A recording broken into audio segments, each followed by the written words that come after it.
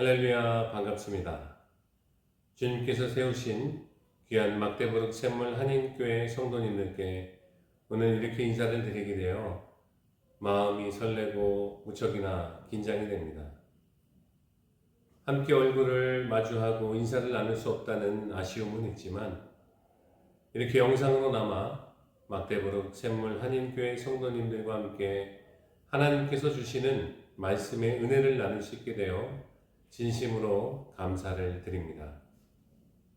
제가 있는 이곳 캐나다 토론토와 여러분들께서 계시는 독일 막데부르까지는 공간도 떨어져 있고 시간대도 다르지만 저와 여러분이 함께 말씀을 나누는 지금 이 시간 시공간을 초월하시고 역사를 주관하시는 하나님의 은혜와 성령님의 임재하심이 우리 가운데 충만하시기를 간절히 소망합니다. 오늘 우리가 함께 나누실 말씀은 마가복음 10장 17절에서 27절까지의 말씀입니다. 오늘 본문 말씀은 어떤 한 사람이 예수님을 찾아와 어떻게 하면 영생을 얻을 수 있는지에 대해 물어보는 것으로 시작이 됩니다. 이 본문의 이야기는 마태, 마가, 누가복음에 모두 기록되어 있는 말씀인데 마태복음에서는 이 사람을 부자 청년이라고 기록해 놓았고 누가복음에는 어떤 관리라고 기록이 되어 있습니다. 관리라고 번역된 헬라어 아르코는 통치자나 지도자를 의미하는 말인데 본문이 기록될 당시에는 종교와 행정상의 지도자를 지칭하는 말로 사용되었다고 합니다. 이 사람은 청년의 젊은 나이에 어떻게 출세했는지 모르지만 재산도 많고 높은 관리였으며 율법 또한 성실하게 지키는 사람으로서 세상의 관점으로 보면 최고 엘리트이자 성공한 사람이라고 할 수 있었습니다. 요즘 말로 하면 누구나 부러워하는 소위 금수저와 같은 사람이었는지도 모르겠습니다. 태어날 때부터 많은 재물을 소유한 부자 가문에서 태어났고 또한 그런 가문의 영향으로 쉽게 높은 관리가 될 수도 있었을 것입니다. 그런데 남 부러울 것 없이 모든 것을 가진 이 부자 청년이 어찌된 일인지 예수님 앞에 나와 영생을 얻는 방법에 대하여 물어보았습니다. 본문 말씀 17절 상반절입니다. 예수께서 길에 나아가실새 한 사람이 달려와서 꿇어앉아 묻자오되 세상 사람들이 보기에 아무런 부족함이 없을 것만 같아 보였던 부자 청년이 아무것도 가진 것 없고 시골 촌동네 마을 갈릴리 마을 출신 예수님 앞에 나와 다른 사람들의 수근거림이나 조롱에도 불구하고 자신의 무릎을 꿇어 그분 앞에 엎드렸습니다. 여러분 한번 상상해 보십시오. 많은 사람들이 오가는 길 한가운데서 사람들의 눈에 띄는 아주 좋은 옷을 입은 높은 관리가 하루 종일 누군가 오기만을 안절부절 못하며 초조하게 기다리고 있었습니다. 그런데 자신이 애타게 기다리던 그분이 멀리서 걸어오고 있는 것이 보이자 주저하지 않고 그분 앞으로 달려나갔습니다. 높은 관리였던 자신의 신분을 알아보는 사람들이 많이 있었고 사람들의 웅성거리는 조롱소리에도 불구하고 그는 즉각 예수님 앞에 다가가 자신의 무릎을 꿇고 그분 앞에 엎드렸습니다. 그동안 애쓰고 노력하며 쌓아왔던 사회적인 명성을 다 내어 버리고서라도 예수님 앞에 무릎을 꿇은 이유는 아무리 해봐도 해결할 수 없는 한 가지 문제에 대한 답을 얻기 위함이었습니다. 본문 17절 하반절입니다. 묻자오되 선한 선생님이여 내가 무엇을 하여야 영생을 얻으리이까? 이 부자 청년은 예수님을 선한 선생님이여라고 칭하며 어떻게 무엇을 해야지 영생을 얻을 수 있는지 간절하게 물어보았습니다. 영생을 얻는 이 질문이 그 부자 청년에게는 무엇보다도 가장 시급하고 중요한 문제였지만 그 자신 스스로는 아무리 애써봐도 해결할 수 없었던 그런 질문이었던 것입니다. 그렇게 자신의 사회적인 체면을 다 버리고서라도 예수님 앞에 나와 무릎을 꿇고 간절한 마음으로 질문을 하기 시작했습니다. 그리고 이 청년은 예수님을 선한 선생님이여 라고 칭했습니다.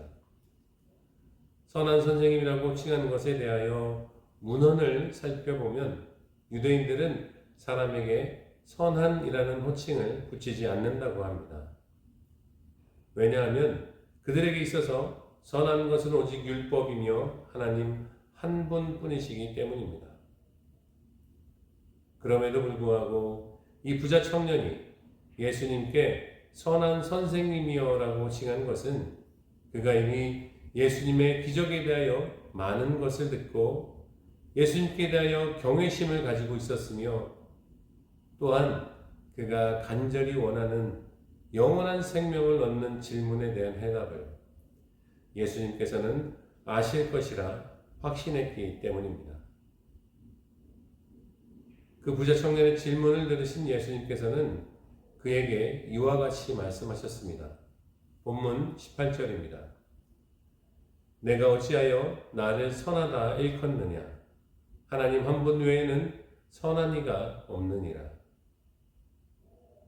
예수님께서는 오직 하나님 한 분만이 선하신 분이며 오직 그 선하신 하나님 앞으로 나아가야만 영생을 얻을 수 있다는 것을 가장 먼저 그 청년에게 말씀하여 주셨습니다. 구원을 얻을 수 있는 방법은 세상의 다른 곳에 있는 것이 아니라 오직 하나님 앞으로 나아가야 하고 하나님이 누구이신지를 깨닫는 것부터 시작해야 함을 예수님께서는 그 청년에게 일깨워 주셨습니다. 세상에 어떤 사람이라도 그 스스로 선해질 수는 없습니다. 우리가 영생을 얻기 위해서는 예수님의 말씀처럼 그 영원한 생명을 주시는 분이 누구이신지를 올바르게 깨닫고 그분 앞에 나아가 구해야 합니다. 오직 하나님 한 분만이 선하고 의로우신 분이며 구원을 이루시는 분이심을 우리는 온전히 깨달아 알아야 할 것입니다. 그리고 19절에 예수님께서는 내가 계명을 하라니 살인하지 말라, 간음하지 말라, 도둑질하지 말라, 거짓 증언하지 말라, 속여 취하지 말라, 내 부모를 공경하라 하였느니라 라고 말씀하셨습니다. 예수님의 말씀에 부자 청년은 그 모든 것을 어려서부터 지켰습니다.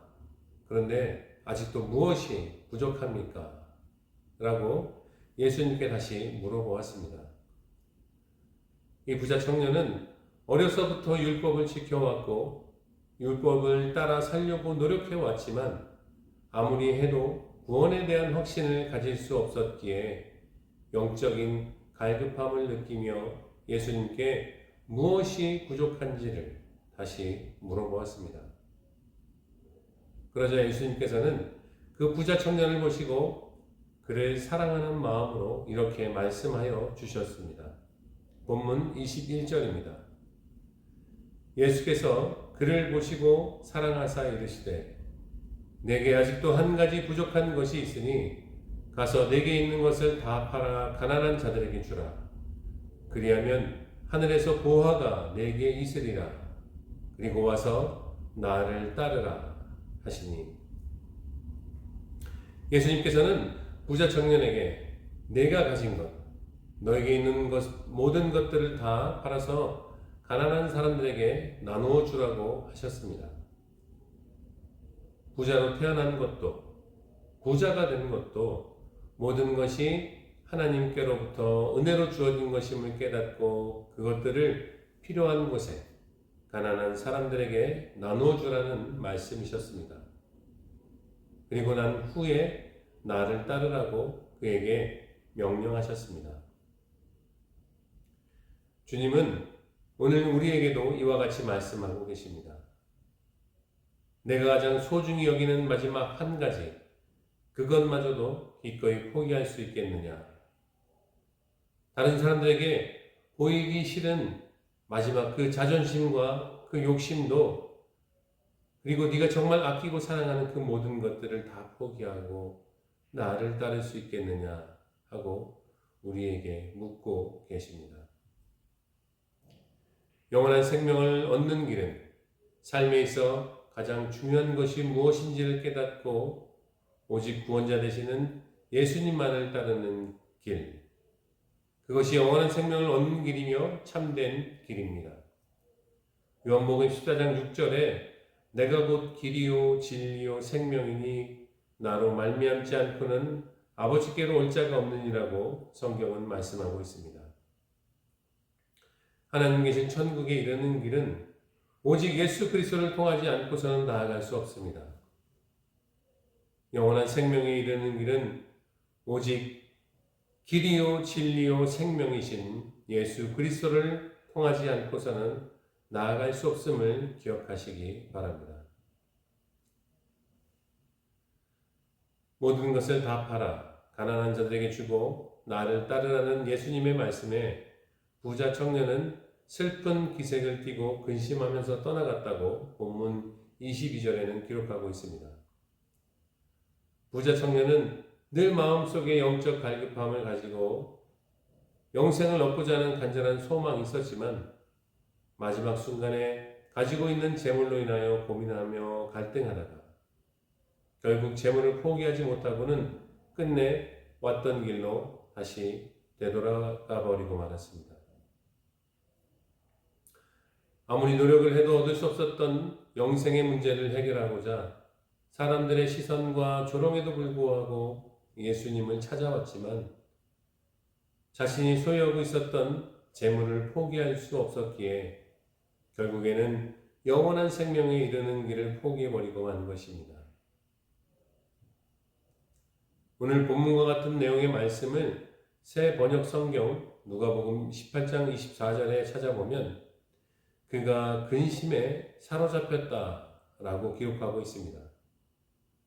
그 부자 청년은 스스로가 많은 재물을 소유하고 있었던 것 같았지만 근심에 사로잡힌 것처럼 그 재물에 거꾸로 사로잡혀 있었던 것이었습니다. 많은 시간과 정성, 피땀 흘린 노력을 들여서 남부럴 것 없는 많은 재물을 소유하였고 여유로운 삶을 누리며 사는 것처럼 보였지만 실상은 재물을 소유하는 것이 아니라 거꾸로 재물에 사로잡혀 재물의 노예가 되어버리고만 것이었습니다. 또한 이 청년은 재물뿐만 아니라 하나님께서 그에게 맡겨주신 관리로서의 직분이 있었습니다.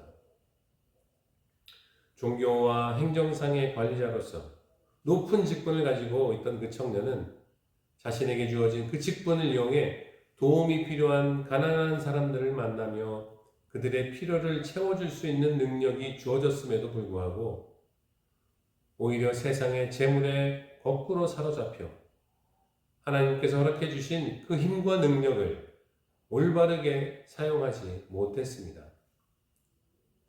예수님께서는 오늘 우리들에게도 지혜 있고 진실한 청지기가 되어 주인에게 그 집 종들을 맡아 때에 따라 양식을 나눠줄 사람을 찾고 계십니다. 누가복음 12장 40절 말씀에 보면 너희도 준비하고 있으라. 생각하지 않은 때에 인자가 오리라 하시며 무릇 많이 받은 자에게는 많이 요구할 것이요 많이 맡은 자에게는 많이 달라 할 것이라 고 말씀하고 계십니다. 마지막 때를 살아가는 우리들은 주님의 말씀처럼 늘 깨어 준비하고 지혜롭고 선한 청지기가 되어 맡은 바 직분을 온전히 감당하는 우리 모두가 되어야 할 것입니다. 누가복음 12장 43절 말씀에 주인의 뜻을 알고 준비한 자에게는 복이 있으리라고 주님은 분명히 약속하셨습니다. 말씀에 순종하며 깨어 준비함으로 주님이 약속하신 복된 삶을 살아가는 우리 모두가 되시기를 간절히 소망합니다. 이후 본문 23절에는 이렇게 기록하고 있습니다. 예수께서 둘러보시고 제자들에게 이르시되 재물이 있는 자는 하나님의 나라에 들어가기가 심히 어렵도다 하시니, 영생에 이르는 길 앞에서 결국 되돌아가 버리고만 부자 청년을 보신 예수님은 제자들에게 재물이 있는 자는 하나님의 나라에 들어가기가 심히 어렵도다 라고 말씀하시고, 그 말씀을 듣고 놀란 제자들에게 다시 말씀하여 주시기를, 얘들아, 하나님 나라에 들어가기가 얼마나 어려운지 낙타가 바늘귀로 나가는 것이 부자가 하나님의 나라에 들어가는 것보다 쉬우니라 라고 말씀하여 주셨습니다. 예수님께서는 부자가 하늘나라에 가는 것보다 낙타가 바늘귀로 지나가는 것이 더 쉽다고 말씀하셨습니다. 예수님께서 말씀하신 낙타가 바늘귀로 지나가는 것에 대한 해석은 여러 신학자들에 의하여 다양한 의견들이 있는데, 본문 말씀의 이해를 돕기 위해 일부의 의견을 함께 나눠보겠습니다. 커다란 낙타가 옷을 꿰매는 데 사용하는 작은 바늘귀로 지나간다고 하는 표현은 그 연관성을 찾기에 매우 이해가 힘든 부분이 있습니다. 성경 속 유대인들은 그들이 사는 곳은 끝없는 광야와 사막이 많은 곳입니다. 물과 먹을 것이 부족한 이런 지역에서 살아가기에는 낙타와 같은 동물이 꼭 필요합니다. 낙타는 몸 길이가 3m에 키는 2m가 넘고 그 등에는 500kg 정도 되는 짐을 실을 수도 있으며, 물을 전혀 마시지 않아도 오랜 기간을 버틸 수 있기에 유대인들에게는 아주 유용한 존재였습니다. 그렇기에 예루살렘 성전을 찾아 자주 여행해야만 했던 유대인들은 낙타 위에 물과 식량, 여러 가지 물건들을 가득 싣고 이동을 했었습니다. 그리고 예루살렘에 도착해 성전에 들어가기 위해서는 반드시 성문 출입구를 통과해야 하는데, 낮에는 성전의 큰 문을 열어놓아 불편함이 없이 사람과 낙타가 함께 통과할 수 있었지만, 밤이 되면 적들의 위협을 막기 위해 큰 문은 닫아놓고 사람들만 확인하여 통과시키던 작은 문이 있었다고 합니다. 이 작은 문을 일컬어 바늘귀 문이라고 불렀다고 합니다.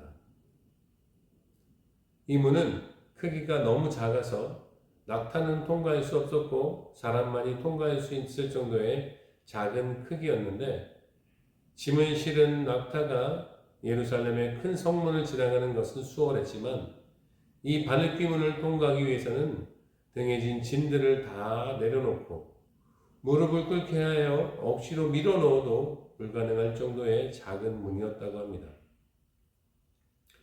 이 바늘귀 문은 낙타가 통과할 수 없는, 오직 사람만이 통과할 수 있는 작고 좁은 문이었습니다.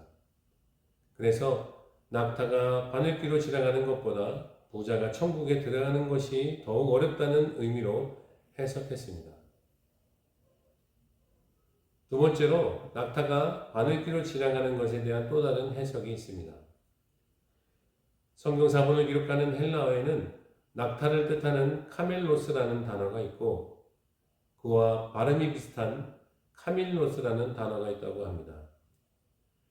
이 카밀로스라는 단어는 선박에서 사용하는 붉은 밧줄을 뜻한다고 합니다. 선박용 밧줄을 만드는 과정을 살펴보면 아주 작은 한 가닥의 섬유질을 여러 겹 꼬아서 얇은 실을 만들고, 그 실들을 모아서 여러 겹을 겹쳐야만 하나의 줄을 만들 수가 있다고 합니다. 그리고 최종적으로 배에서 사용하기 위해서는 그 처음과는 비교할 수 없을 정도로 굵게 만들어야 선박용 밧줄이 만들어진다고 합니다.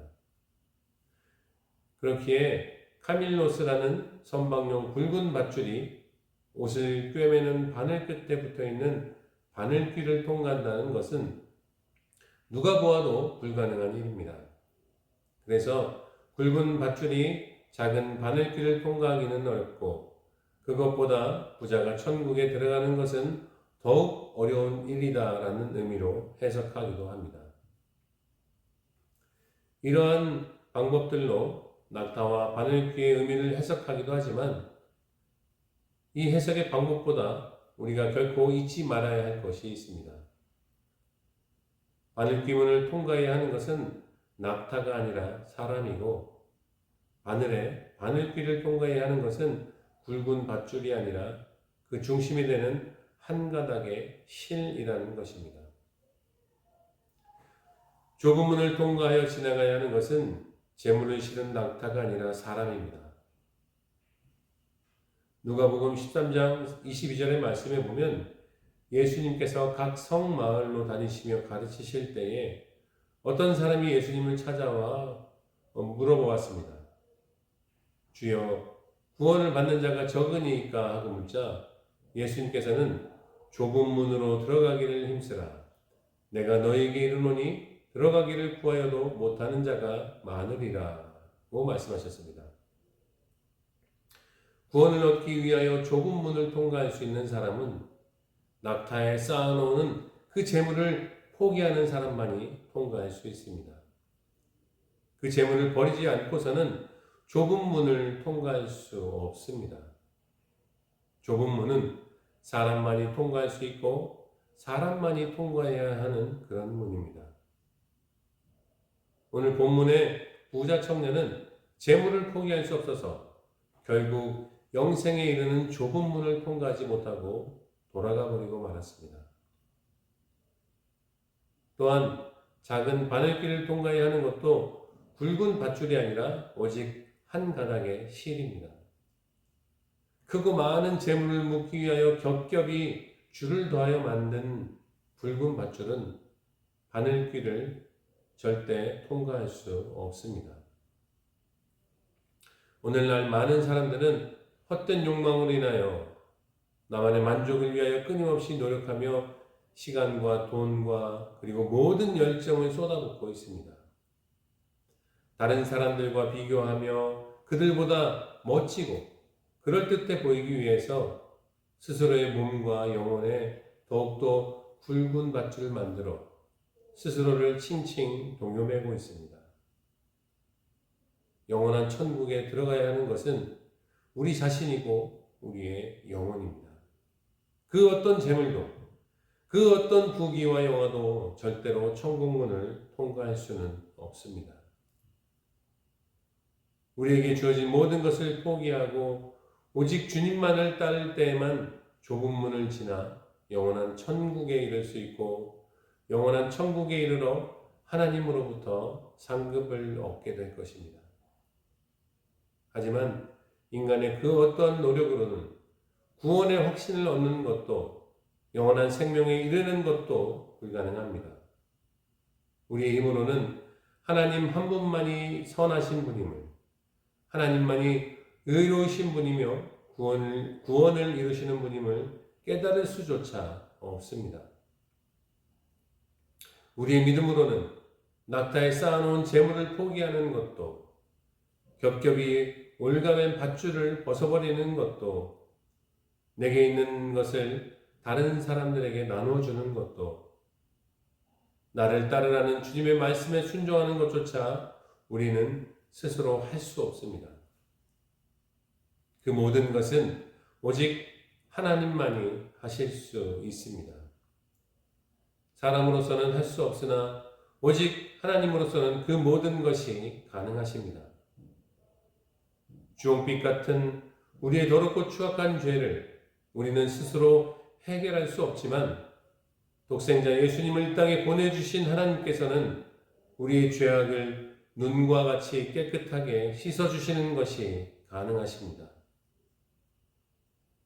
죄악된 인간의 본성으로는 이 세상 가운데서 하나님의 말씀에 순종하며 살아갈 수 없지만 보혜사 성령님을 보내어 우리와 영원토록 동행하시겠다 약속하신 하나님으로서는 우리가 순종의 삶을 살아가게 하는 것도 가능하십니다.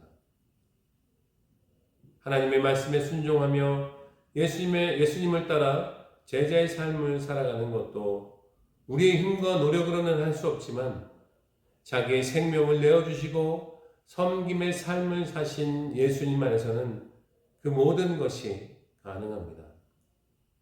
그 주님 안에서는 우리의 연약함도 우리의 부족함도 하나님의 영광을 나타내는 도구로 온전히 쓰여질 것입니다. 주님은 오늘도 우리를 부르십니다. 하나님의 은혜로 우리에게 주신 것들을 가난한 자들에게 나눠주고 나를 따르라고 말씀하십니다. 하나님께서는 이미 예수 그리스도의 십자가를 통하여 구원을 완성하셨고 예수 그리스도를 나의 구주라고 고백하는 자에게 하나님의 자녀가 되는 권세를 베풀어 주셨습니다. 로마서 8장 32절 말씀에도 자기 아들을 아끼지 아니하시고 우리 모든 사람을 위하여 내어주신 하나님께서는 그 아들과 함께 모든 것을 우리에게 주시겠다고 분명히 약속하고 있습니다. 하나뿐인 독생자 예수님마저도 우리를 위하여 아낌없이 내어주신 하나님께서 어찌하여 우리의 기도를 들어주지 않으시겠습니까? 우리의 모든 필요를 우리보다 더욱 잘 알고 계시는 하나님께서 우리가 아낌없이 나눠주는 것들에 대하여 몇 배로 갚아주시겠다고 분명히 약속하셨습니다. 그런 하나님 앞에 믿음으로 순종하며 나아가시기를 바랍니다. 그런 하나님께 믿음으로 간구하며 나아가시기를 바랍니다. 나를 위하여 목숨까지도 내어주신 예수님께 우리의 모든 시선을 고정하고 나아가시기를 바랍니다. 우리에게 주어진 삶을 마치고 하나님 앞에 섰을 때 무엇을 가지고 가시겠습니까? 아니면 무엇을 자랑하시겠습니까? 세상에서 살아왔던 나의 지위, 사람들의 평판, 다른 사람들에게 비교되기 싫어서 한껏 꾸며진 삶의 모습들을 자랑하시겠습니까? 아니면 의미도 목적도 없이 살아왔던 그런 허무한 인생을 가지고 가시겠습니까? 우리에게 필요한 것은 우리 삶의 본질입니다. 우리가 천국문에 이르러 그곳을 통과해야 하는 것은 우리 자신입니다. 나의 부모나 내 배우자나 내 자녀도 아닌 바로 나 자신입니다. 그 어느 누구도 대신할 수 없습니다. 하나님은 오늘도 우리를 기다리고 계십니다. 예수 그리스도를 통하여 이미 모든 것을 완성하시고 우리를 기다리고 계십니다. 내 삶의 주인의 자리를 주님께로 옮겨드려야 합니다. 주님이 내 삶의 주인이 되시고 주님만을 온전히 따를 때 그때야 비로소 우리들은 좁은 문을 지나 영원한 천국에 이르러 하나님 앞에 서게 될 것입니다. 다 함께 기도드리시겠습니다. 하나님, 지금 이 시간 우리를 찾아와 주셔서 부자 청년의 모습을 통하여 우리의 삶을, 우리의 감춰진 실상을 되돌아보게 하여 주심을 감사드립니다.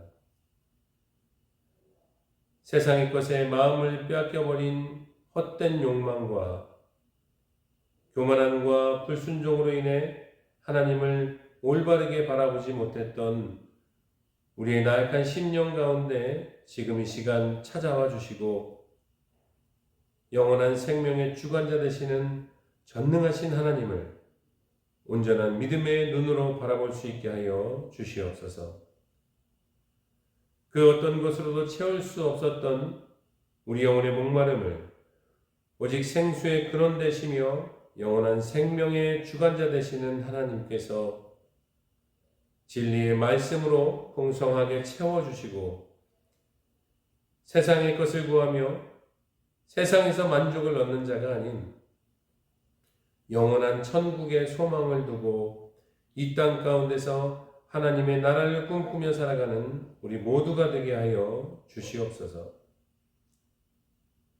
우리에게 주어진 이 땅 가운데서의 삶이 세상의 조롱 가운데 살아갈지라도 좁은 문을 지나 영원한 천국에 이를 때까지 내게 주어진 십자가를 지고 주님을 따르는 순종의 삶을 살게 하여 주시옵소서.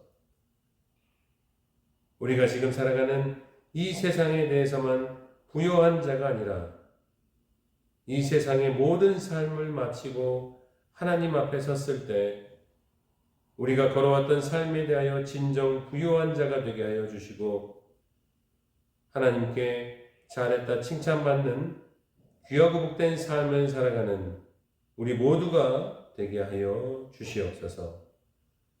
이 모든 말씀 우리를 구원하신 예수 그리스도의 이름으로 간절히 기도드립니다. 아멘.